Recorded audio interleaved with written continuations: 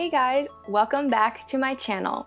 By now, I've put up a video about how I quit my job back in June. You can watch that video here. As I am filming this, it is the beginning of July.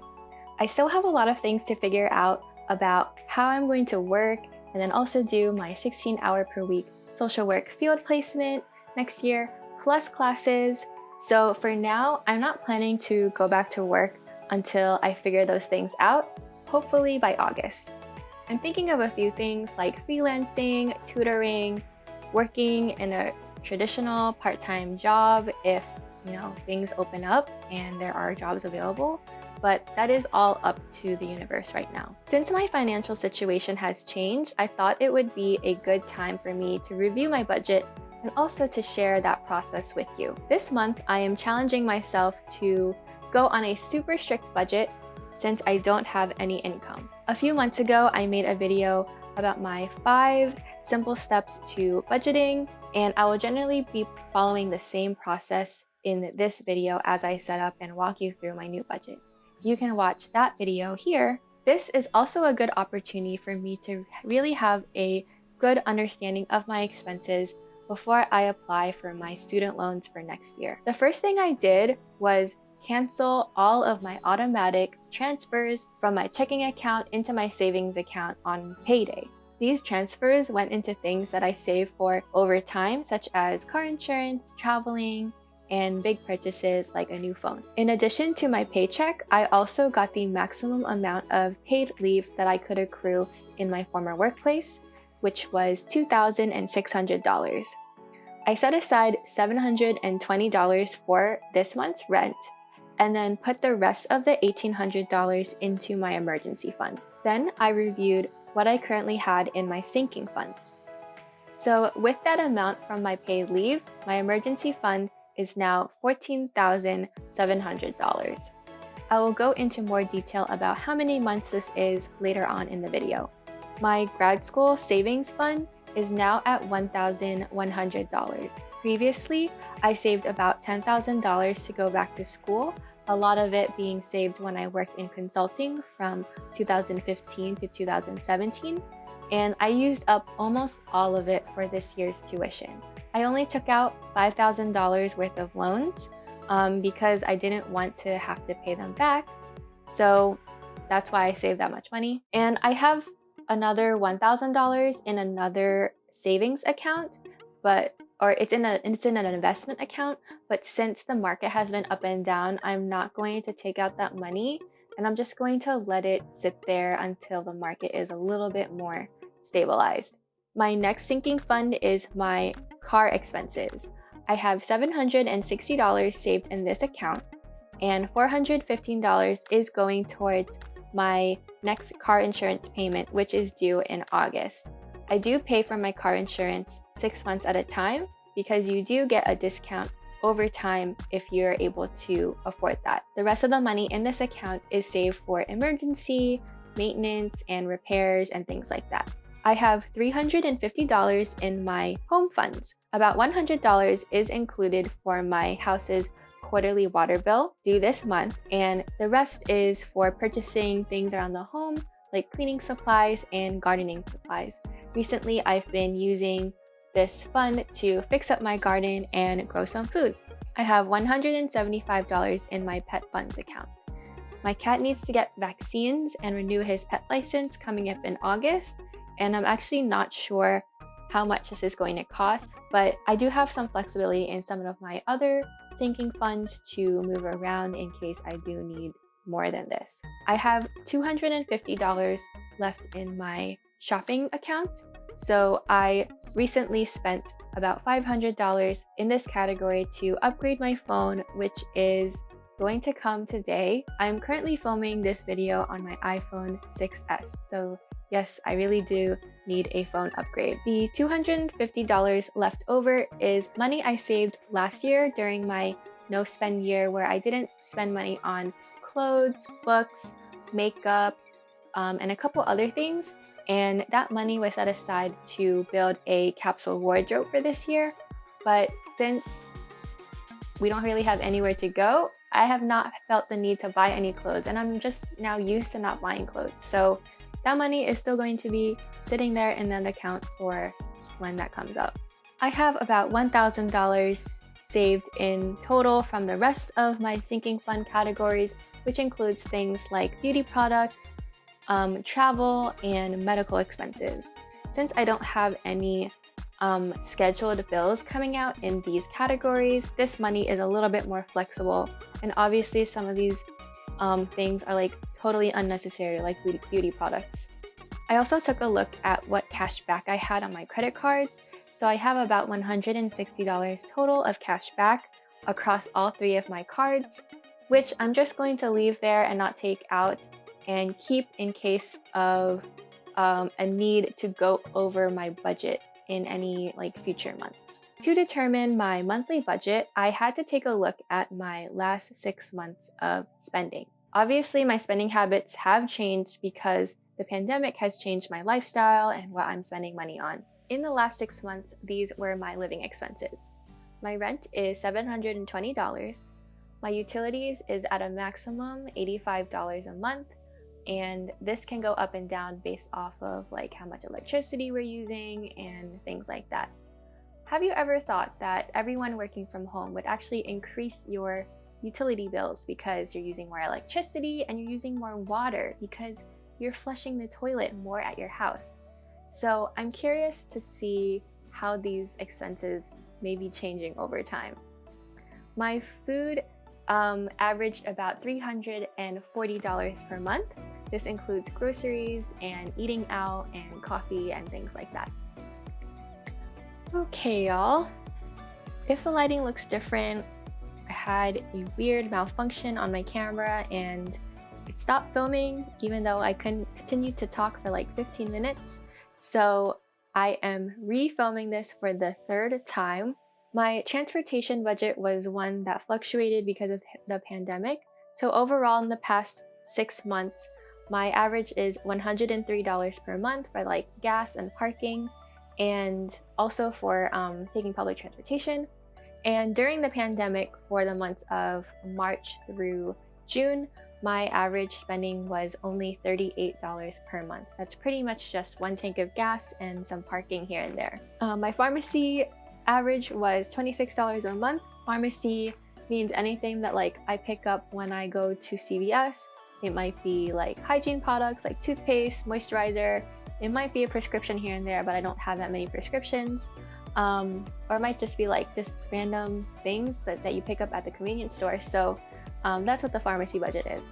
My next category is miscellaneous. So this includes things like my Spotify Premium, which I also split with my siblings, and other types of tickets for events I may go to, or other kinds of shopping, and also donations. So that's one area that has definitely increased during both the pandemic time and the movement for Black Lives Uprising. I've been donating a lot more to different causes, and that has gone up quite a bit. So that average is $180. Next is self-care. So my self-care includes my unlimited monthly yoga membership, which allows me to take unlimited classes at my studio every month, and then also 2 sessions of therapy. On average, I spend $38 on pet expenses, including food and cat litter. Next, I have a health insurance expense of $0 since previously when I was employed, my employer covered all the expenses and I had no premium. And also I spend $20 a month paying off a portion of my unsubsidized student loan interest. So if you don't know, an unsubsidized student loan is one that starts accruing interest immediately once you start school. So the best thing you can do is to start paying off the interest, because if you don't, it gets added to the principal and basically you end up paying more and gaining interest on top of that interest after you graduate. So that's what I'm doing to kind of lessen that impact by paying $20 a month on that. So that is a subtotal of $1,583. And I'm also going to include 2 sinking funds in my monthly expenses. So that is my car insurance, which is $79 a month, and my water bill, which is $33 a month. Now these things I don't pay every month, but they do come up every 3 months or every 6 months, and so I save a little bit at a time. That comes from my paycheck usually, and these are things that I need in order to live. So after looking at my expenses for the past few months, it was time for me to make some adjustments based off of my living situation right now. So of course, rent is going to be the same, $720. I still live at the same place. And utilities, I'm also going to leave at that maximum of $85 per month. Food is one area where I feel like I have a little bit more control over my expenses. And so I'm going to really try hard to stick to a budget of $250 per month. Transportation, I'm going to leave a little bit of a buffer and have that be a budget of $50. And pharmacy, I'm going to keep at $25. So for my miscellaneous budget, I'm going to try to keep to a budget of $100. So that means that if I really want to prioritize giving back to different organizations and community causes, I'm going to have to not spend so much money on myself on the various things I buy here and there. My self-care budget is now going to be $0. So I've canceled my yoga membership because once we started going virtual and there were virtual classes being offered, I found that I wasn't going to class as often as I was. I used to go 2 to 3 times per week, and I barely go once per week now. So it wasn't worth it anymore for me.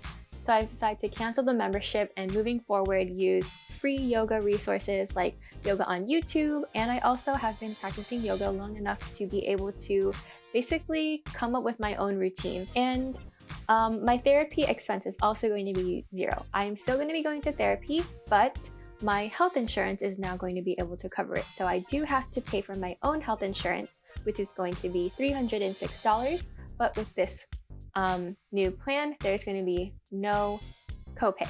So I won't have to do any additional expenses on the therapy services. One thing I will say here is that it was very confusing to have to learn how to choose the best healthcare plan for me on my own. There's so many different terms that you have to be familiar with, like deductible, coinsurance, copay, and we all wouldn't have to be in this mess if we had universal healthcare. Although I am thankful for the Affordable Care Act, which allows for me to be able to have affordable health insurance while I am not working. My pet expense is going to stay around $40. And in my new budget, I am still going to be paying $20 a month on that unsubsidized student loan. I just think that I'm better off paying a little bit now than waiting for that to accumulate later. Actually, who knows what the economy is going to look like after I graduate in 2 years. So that is a subtotal of $1,596. And this time around, I am not including any expenses for car insurance and water bill because I don't have any income to be pushing into the sinking funds. So that total is going to be staying at $1,596. And I do feel like comfortable with how much I've saved in those sinking funds to be able to cover those expenses for the next few months. And they only happen every few months anyway. So hopefully by the time those expenses start coming back up, I will have a job. With a monthly living expense of $1,596, that means I have more than 9 months worth of living expenses in my emergency fund. Of course, this doesn't mean that I can just spend it all and not be employed for 9 months, but it does help me feel better that I have a cushion to be able to support myself while I look for other sources of income. So the challenge for this month is to document how well I can stick to this super strict budget. I think outside of the miscellaneous expenses, my biggest challenge is going to be sticking to a $250 food budget. So here are some ideas that I have to stick to my $50 per week budget. I'm going to intentionally meal plan creative and interesting meals. It's definitely going to help that I don't have to work anymore, so I will have more time to actually cook, because I used to be making like the same things over and over and I would get bored, and then when I get bored I would order food out. And so hopefully that won't happen because I have more time to be creative. I'm going to stop using delivery services and force myself to actually leave my house and pick up food if I want something specific from a restaurant. And that's why my transportation budget is still a little bit higher than usually was. I'm going to eat food that is growing from my garden. I've already been eating like herbs and things from my garden, and there are some like tomatoes and stuff growing now. I do have a lot of like lettuce and greens and mustard that I can harvest, and then that would be great in salads. I'm going to try to be more creative with the ingredients that I already have in my pantry and my refrigerator. Some of the best meals that I've personally made, in my personal opinion, have been things that I've made out of leftovers. And so I'm really looking forward to trying to flex that creative cooking muscle. I'm also going to try to bake my own gluten-free breads and pastries. So if you don't know, I am gluten-free, and those things from the store have such a markup compared to the regular glutinous foods. And so I'm going to try to make things that I've been wanting and that might be a little bit more expensive. Things like cinnamon rolls and croissants. Oh man, I totally miss croissants. And lastly, I am going to use a food cravings spread in my bullet journal. This is literally an idea that I came up with this morning as I was thinking about what I was going to eat for breakfast, and I really wanted a bagel. Well, I don't have any bagels in my home, and so what I decided to do is create a bullet journal spread and write down what I've been wanting to eat. So how it's gonna work is that every time that I have a craving for a specific type of food, I'm going to write it down in the journal instead of going out and buying it right away, like at takeout, or impulsively buying it in the grocery store. That way, when I actually meal plan and make my grocery list, I can look back at that list and figure out how to make it myself and incorporate it into my budget so that I don't spend it like whenever I want. Okay, so that is the plan for this month, and that is my budget while I am unemployed. Please make sure to hit the subscribe button in order to stay up to date. I'm going to make another video to provide an update at the end of this month. And also leave me a comment. Have you checked in with your budget lately? What is one area of your budget where you feel like you could be cutting out some expenses, or maybe what's in one area that you're trying to save money in? Leave a comment down below. Thanks for watching and happy budgeting.